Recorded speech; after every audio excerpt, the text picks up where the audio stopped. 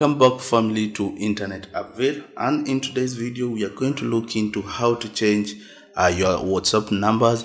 If you have an old WhatsApp number and you want to go, you have already registered a new one and you want to transfer it to the new one, this is how you get to do it, and I'll be showing you get to do this in just simple steps. You just need to follow along.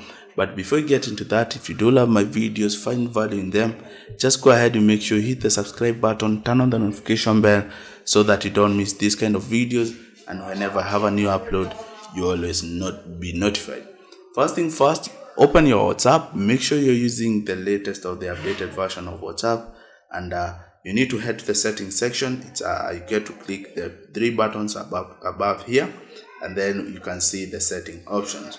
So from here, you need to proceed to the account tab, and under account you can see there are different tabs. We have the security notification, passkeys, we have the email address, two-step verification, change number, and since we want to change our number, we get to come to this section.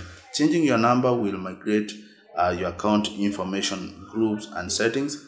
Before proceeding, please confirm that you are able to receive SMS, call at your new number. If you have both, and you have both a new phone number, a new number, first change your number on your old phone.